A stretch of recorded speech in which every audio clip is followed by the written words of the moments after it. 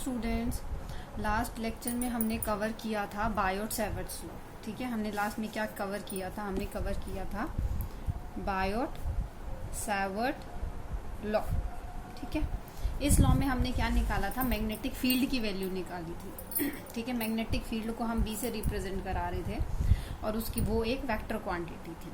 तो हमने क्या कैलकुलेट किया था? बायोट-सैवर्ट्स लॉ की वैल्यू, जो कि हमारी आई थी mu naught I 4 pi A sine phi 1 plus sine phi 2। ठीक है, ये वैल्यू आई थी हमारे पास। ए क्या था हमारे पास? जो था वो डिस्टेंस था।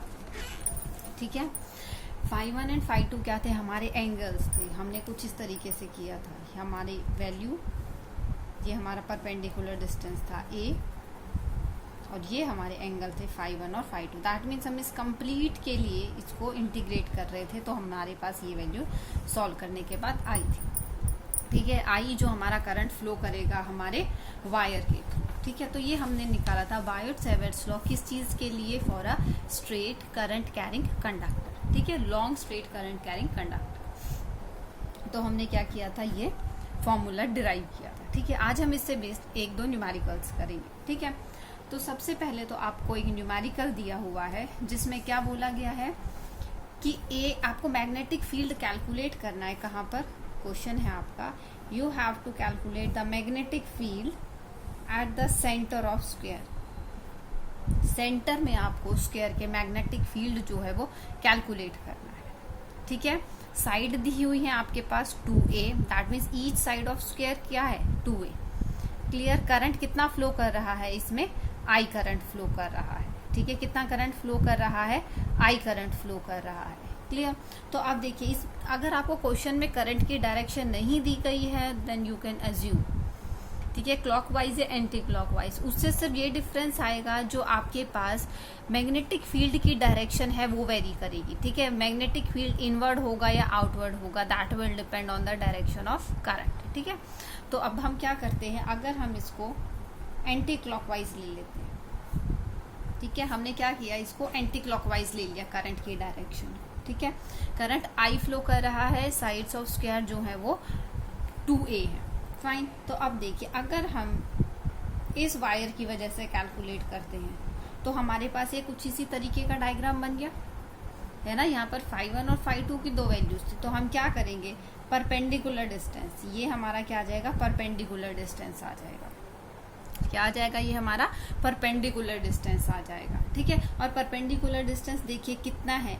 ये हाफ साइड के इक्वल है। हाफ साइड के इक्वल है तो a is the perpendicular distance. तो परपेंडिकुलर डिस्टेंस कितना आ गया हमारा? a। अब आपको पता है कि ये जब स्क्वायर के डायगोनल्स जब कट करते हैं they form angle of 90 degree. तो इसका मतलब क्या है? जब हम इसको बाइसेक्ट करेंगे तो ये क्या? ये 45 डिग्री का एंगल बन जाएगा और ये भी 45 डिग्री का एंगल बन जाएगा आपके पास। फाइन, तो अब देखिए क्या होगा। आपको यहाँ पर क्या है? फॉर्मूला लगाना है। फॉर्मूला आपको पता है क्या है? Mu naught I upon 4 pi A sine phi 1 plus sine phi 2। ठीक है, तो म्यू नॉट अपॉन 4 पाई, ठीक है, आई अपॉन ए क्या हो जाएगा हमारे पास? Perpendicular distance. परपेंडिकुलर डिस्टेंस क्या हो गया हमारे पास? ए हो गया। ठीक है, अब साइन फाई 1 और sine phi 2, that means sine 45। Sine 45 दोनों कंडीशन में साइन 45 है, और साइन 45 की वैल्यू क्या होती है? 1/√2 वैल्यू होती है साइन 45 की, ये होती है। तो यहाँ पर क्या हो जाएगा? Sine 45 plus sine 45, that means 2 sine 45, और साइन 45 की वैल्यू होती है 1/√2, दैट मीन्स 2/√2। तो ये वैल्यू किसके इक्वल आ जाएगी? म्यू नॉट अपॉन 4 पाई, अब ये क्या हो जाएगा? √2 आई अपॉन ए। तो ये वैल्यू आ गई है हमारे पास किसकी? सेंटर पर मैग्नेटिक फील्ड की वैल्यू। लेकिन अब बात क्या है यहाँ पर कि ये जो वैल्यू आई है ये हमारी आई है सिर्फ इस एक लेंथ से। That means this value is only due to the one side of square.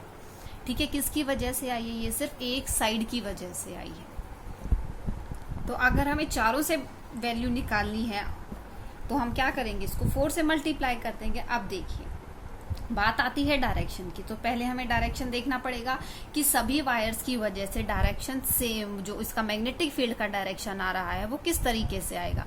तो अगर अपोजिट डायरेक्शन होगा तो हमें क्या करना पड़ेगा, माइनस करना पड़ेगा, और अगर सेम डायरेक्शन होगा तो हमें प्लस करना पड़ेगा। तो इसलिए हमें क्या करना पड़ेगा, पहले डायरेक्शन को देखना पड़ेगा। ठीक है, पहले हमें क्या देखना पड़ेगा, हमें डायरेक्शन को देखना पड़ेगा। अब देखिए, ये आपका साइड थी स्क्वायर की, जिसमें करंट किस डायरेक्शन में फ्लो कर रहा है, इस डायरेक्शन में फ्लो कर रहा है। और डायरेक्शन ऑफ मैग्नेटिक फील्ड निकालने के लिए हम क्या कर रहे थे, राइट एंड थंब रूल निकाल रहे थे। राइट एंड थंब रूल से हम इसके डायरेक्शन कैलकुलेट कर रहे थे। तो राइट एंड थंब रूल क्या कह रहा था कि हमारा जो थंब है वो करंट की डायरेक्शन में होना चाहिए, और जो फिंगर्स जिस डायरेक्शन में कर्ल होंगी आपकी, वो मैग्नेटिक फील्ड का डायरेक्शन होगा। तो सपोज ये आपका वायर है, ठीक है, इसमें आपका करंट किस डायरेक्शन में फ्लो कर रहा है, इस डायरेक्शन में फ्लो कर रहा है। तो आपका जो राइट हैंड का थंब है, that should be in direction of current. तो आपका क्या है, जो करंट की डायरेक्शन में आपका थंब होगा, और फिंगर किस डायरेक्शन में कर्ल होगी, उस डायरेक्शन में आपका मैग्नेटिक फील्ड आएगा। तो इसका मतलब जब आप इस डायरेक्शन में अपनी फिंगर को कर्ल कराएंगे तो कैसे आ रही है, फिंगर आपकी आउटवर्ड आ रही है। तो फिंगर्स कैसी आ रही हैं, आपकी आउटवर्ड आ रही है। तो इसका मतलब इस वायर की वजह से या इस साइड की वजह से जो मैग्नेटिक फील्ड बनेगा eight the centre of square, तो उसकी डायरेक्शन होगी क्या, आपकी आउटवर्ड। तो आप देखिए यहाँ पर भी क्या होगा, आप इसी डायरेक्शन में आपका थंब अलाइन करेंगे इन द डायरेक्शन ऑफ करंट, और आपकी जो फिंगर्स हैं वो किस डायरेक्शन में कर्ल हो रही हैं, अपवर्ड। तो आपके पास क्या हुआ, यहाँ पर भी आपका अपवर्ड डायरेक्शन में आएगा। ठीक है, और इसकी वजह से भी आपका क्या है, अपवर्ड डायरेक्शन में आएगा। तो इसका मतलब डायरेक्शन जो है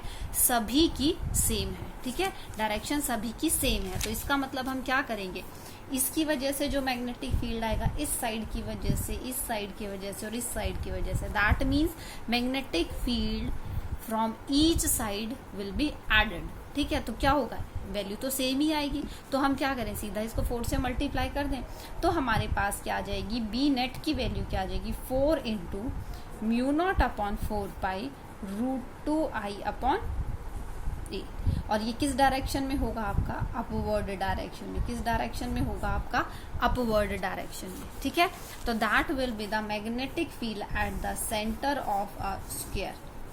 ठीक है, अब देखिए, अगर आपकी कोई भी वैल्यू गिवन होगी इसमें, जैसे सपोज आपके पास इसमें बोल दिया गया है कि आपके पास जो साइड है स्क्वायर की वो आपके पास 4 सेंटीमीटर की है, 10 सेंटीमीटर की है, करंट 2 एम्पियर फ्लो कर रहा है या 15 एम्पियर फ्लो कर रहा है, कोई भी वैल्यू होगी तो आप इजीली वैल्यू कैलकुलेट कर सकते हैं। ठीक है, तो इसलिए हमने क्या किया है, एक जनरलाइज्ड रिजल्ट कैलकुलेट किया है। ठीक है, आई होप ये न्यूमेरिकल आपको समझ आ गया होगा। Let's move towards the second numerical. देखो सेकेंड न्यूमेरिकल में क्या बोला गया है, आपके पास एक इक्विलेटरल ट्राइंगल है। ठीक है, क्या है, आपके पास एक इक्विलेटरल ट्राइंगल है। You all know equilateral triangle में क्या होता है, ऑल एंगल्स आर सेम।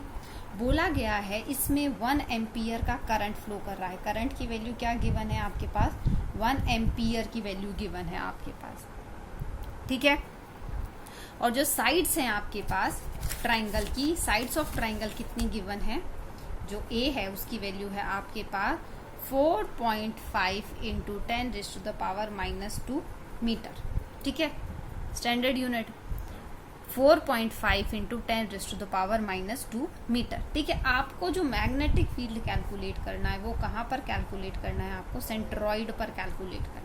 ठीक है, you have to calculate the magnetic field at the centroid. ठीक है, अब देखिए सेंट्रॉइड क्या होता है, आपको पता है, सेंट्रॉइड होता है ये जो हमारा सेंटर में बनता है। ठीक है, 2:1 के रेशियो में आपके मीडियन को ब्रेक करता है। ठीक है, तो अब देखिए ये आपका और सेंट्रॉइड क्या, इक्विलेटरल ट्रायंगल में सेंट्रॉइड और सब कुछ इन सेंटर सब सेम होता है आपका, है ना। तो आपके सरकम सेंटर बनेगा, तो सरकम सेंटर जब बनेगा तो क्या होगा, सेंट्रॉइड और सरकम सेंटर सेम होगा। अब ये क्या है, आपके पास सर्कल का सेंटर होगा। तो अब आपको पता है कि जब सर्कल के सेंटर पे जो आर्क का एंगल सबटेंड होता है, मतलब सेम आर्क से, एक तो सेंटर पर सबटेंड होता है और एक आर्क पर एंगल सबटेंड होता है, तो ये क्या हो जाता है, उसका डबल हो जाता है एंगल। तो दैट मीन्स ये एंगल कितना बन जाएगा आपका, 120 डिग्री का हो जाएगा ये एंगल। ठीक है, ये एंगल कितना हो जाएगा आपका 120 डिग्री का एंगल हो जाएगा। तो अब देखिए आपको क्या करना है, यहाँ पर सेंटर पर मैग्नेटिक फील्ड कैलकुलेट करनी है, किसकी वजह से, इन साइड्स की वजह से। सपोज इस डायरेक्शन में आपका करंट जो है वो फ्लो कर रहा है, ठीक है। तो अब आपको क्या करना है, इस डायरेक्शन में करंट फ्लो कर रहा है, तो सबसे पहले तो हम चलो वो देख लेते हैं डायरेक्शन ऑफ मैग्नेटिक फील्ड। आपका इस डायरेक्शन में करंट फ्लो कर रहा है टूवर्ड्स द टिप, ठीक है, टूवर्ड्स द टिप। तो आप इसी डायरेक्शन में आपका थंब रखेंगे और फिंगर्स को कर्ल करेंगे। तो फिंगर कर्ल कर रही हैं तो किस डायरेक्शन में पॉइंट आउट कर रही हैं, इन द अपवर्ड डायरेक्शन। ऐसे ही हम यहाँ पर अगर देखें तो हमारे पास क्या होगा, थंब इस डायरेक्शन में जाएगा और फिंगर्स कर्ल करके इस पॉइंट पर देखिए, इस पॉइंट पर क्या हो रही है, फिंगर कर्ल करके आउटवर्ड। तो ऐसे यहाँ पर आएगा। तो इन तीनों की वजह से क्या होगा, आपका जो डायरेक्शन है of magnetic field that will B outward, ठीक है। डायरेक्शन ऑफ मैग्नेटिक फील्ड क्या होगा, आउटवर्ड होगा। अब हम बात करते हैं मैग्नीट्यूड की। ये तो हमने डायरेक्शन देख लिया, इसका आउटवर्ड होगा, ठीक है। अब आउटवर्ड डायरेक्शन है, अब इसकी वजह से अब हम अगर देखें तो हम इसको सेंटर से मीट करा दें। ये हमारा क्या है, थी φ1 एंगल बन जाएगा और ये हमारा φ2 एंगल बन जाएगा। हमारे पास दो एंगल हो जाएंगे। दोनों एंगल कितने हो जाएंगे आपके, φ1 equals to φ2 equals to 60 degree का एंगल बन जाएगा आपके पास। और आपको फॉर्मूला पता है मैग्नेटिक फील्ड जो हम कैलकुलेट करते हैं, μ0/4 pi I upon A sine φ1 plus sine φ2। तो 2 इंटू साइन कितना हो गया, 60 डिग्री हो जाएगा आपके पास, ठीक है। 2 इंटू साइन 60 डिग्री। अब 60 डिग्री की आपको वैल्यू पता है, you can put that values, ठीक है। आप 60 डिग्री की वैल्यूज पुट कर सकते हैं। 60 डिग्री की वैल्यू क्या होती है, √3/2 है ना, √3/2 होती है। तो हम वैल्यू यहाँ पर पुट कर देंगे तो हमारे पास क्या वैल्यू आ जाएगी, μ0/4 पाई I अपॉन A आप √3, ठीक है। अपॉन 2 से ये 2 कैंसिल हो जाएगा तो हमारे पास सिर्फ √3 वैल्यू बचेगी। अब देखिए अब हमें क्या करना है, ये तो सिर्फ एक साइड की वजह से आया। अगर हमें तीनों साइड से निकालना है तो हमें क्या करना पड़ेगा, हमें 3 से मल्टीप्लाई करना पड़ेगा। तो ये क्या आ जाएगा, हमारे पास मैग्नेटिक फील्ड आ जाएगा, ठीक है। क्या आ जाएगा हमारे पास, ये मैग्नेटिक फील्ड आ जाएगा। फाइन। अब देखिए आपके पास A की वैल्यू गिवन है, आप यहाँ पर A की वैल्यू पुट कर सकते हैं, ठीक है। जब आप यहाँ पर A की वैल्यू पुट कर देंगे, आपके पास करंट की वैल्यू गिवन है, करंट की वैल्यू पुट कर देंगे तो आपके पास क्या आ जाएगा, एग्जैक्ट वैल्यू आ जाएगी, ठीक है। क्या आ जाएगा आपके पास, एग्जैक्ट वैल्यू आ जाएगी। तो हम अगर उसको पुट करके सॉल्व करें, मैं पुट कर देती हूँ, वैल्यूज आप अपनी कैलकुलेट कर लेना, ठीक है। μ0/4 पाई की वैल्यू हमने देखा था -10⁻⁻7, ठीक है। करंट कितना गिवन है आपके पास, 1 एम्पियर। ए कितना गिवन है, 4.5 इंटू 10⁻⁻2 मीटर, है ना, यही वैल्यू गिवन है। और √3 इंटू 3, ठीक है। आप इसको कैलकुलेट कर लेंगे और आप इसको सॉल्व कर देंगे, so you will get the value, ठीक है। आई होप समझ आ गया होगा आपको ये न्यूमेरिकल, ठीक है। अब इसमें देखिए ये क्या आ गया है, आपके पास मैग्नेटिक फील्ड की वैल्यू आ गई है और डायरेक्शन कितना है आपका, क्या है इसका, आउटवर्ड। डायरेक्शन कितना है, आउटवर्ड डायरेक्शन में, ठीक है। तो आपको बेटा मैग्नेटिक फील्ड का डायरेक्शन जरूर मेंशन करना है, ठीक है। डायरेक्शन कभी मत छोड़ना, फाइन, क्योंकि it is a vector quantity. तो मैग्नीट्यूड के साथ साथ इसका डायरेक्शन भी होगा, फाइन। तो आई होप ये न्यूमेरिकल आपको क्लियर हो गया होगा।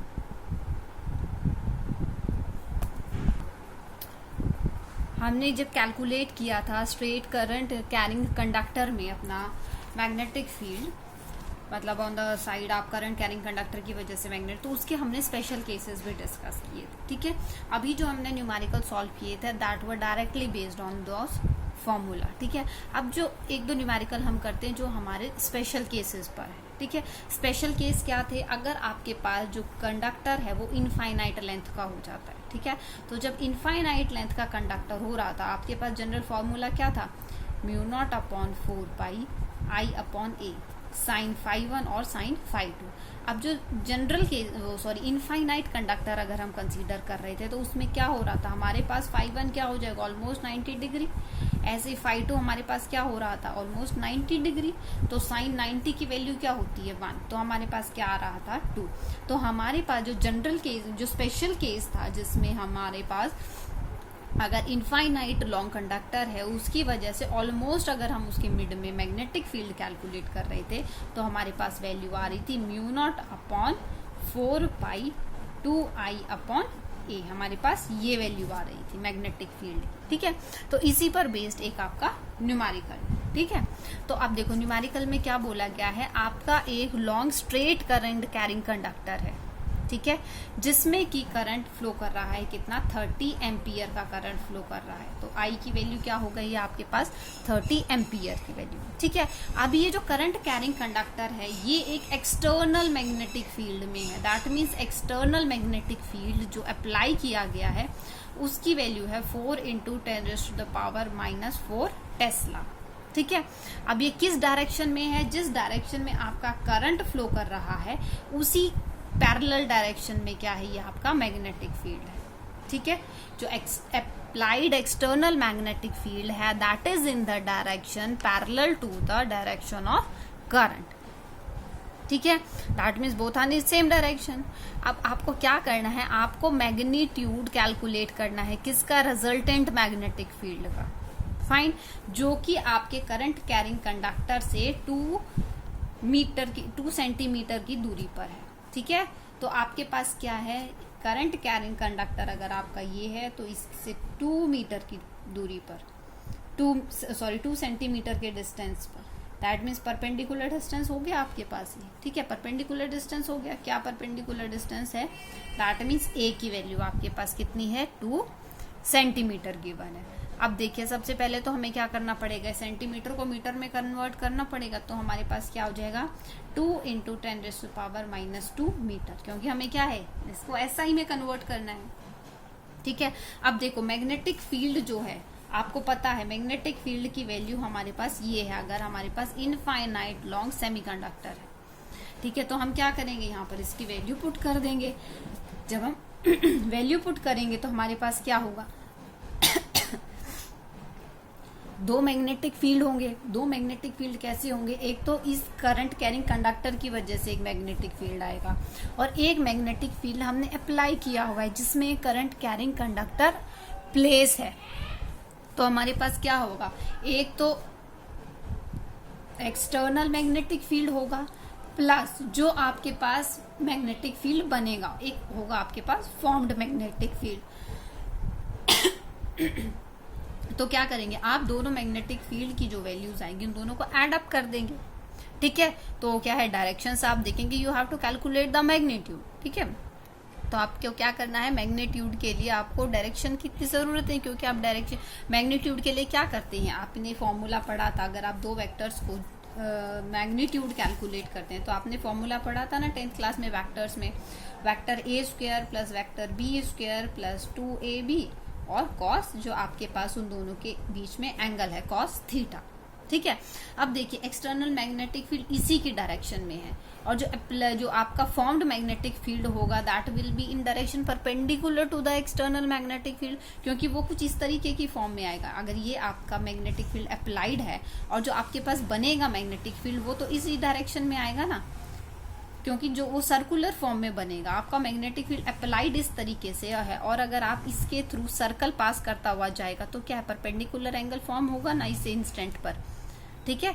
इस इंस्टेंट पर परपेंडिकुलर एंगल फॉर्म होगा क्योंकि सर्कल इस तरीके से फॉर्म होगा, है ना।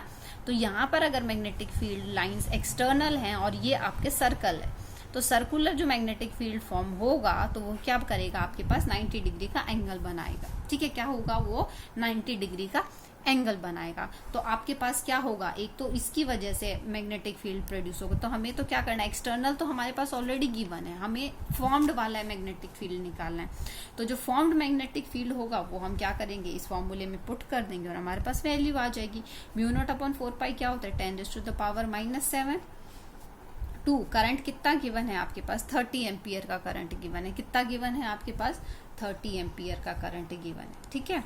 और क्या है आपके पास A, ठीक है। A क्या है आपके पास, 2 × 10⁻⁻2 मीटर, ठीक है। तो अब आप क्या करेंगे, आप जब इसको सॉल्व करेंगे तो आपके पास वैल्यू आ जाएगी, ठीक है। आप जब इसको सॉल्व करेंगे 2 से 2 कैंसल आउट, 10⁻, ये हो जाएगा 3 हटाएंगे तो ये हो जाएगा 3, तो ये आ जाएगा 3 × 10⁻⁻4 टेस्ला, ठीक है। जब आप इसको सॉल्व करेंगे तो ये क्योंकि ऊपर जाएगा +2 हो जाएगा, और इस 0 से +3 और -7 -4, ठीक है। तो 3 × 10⁻⁻4 टेस्ला ये आपका फॉर्म्ड मैग्नेटिक फील्ड आ जाएगा, ठीक है। That means magnetic field due to the infinite current carrying conductor, ठीक है। तो अब आपके पास एक तो ये मैग्नेटिक फील्ड हो गया है, और दूसरा मैग्नेटिक फील्ड आपको गिवन है जो कि है 4 × 10⁻⁻4 टेस्ला, ठीक है। तो जब आपको मैग्नीट्यूड कैलकुलेट करेंगे तो हम ये वाला फॉर्मूला लगाएंगे। अब दोनों के बीच में एंगल कितना बनेगा, 90 डिग्री बनेगा। तो sine cos 90 degree, cos 90 degree 0 होता है, तो ये वाली टर्म तो आपकी 0 हो जाएगी। तो आपके पास क्या रहेगा सिर्फ 4² + 3², ठीक है। और अगर आप अंडर द रूट से इसको बाहर निकालते हैं तो 10⁻⁻2 आ जाएगी वैल्यू, ठीक है। तो जब आप इसको सॉल्व करेंगे तो आपके पास वैल्यू क्या आ जाएगी 5। ये आपका ट्रिपलेट बनता है 3 4 5 का, ठीक है। तो आपके पास क्या आ जाएगा 5 × 10⁻2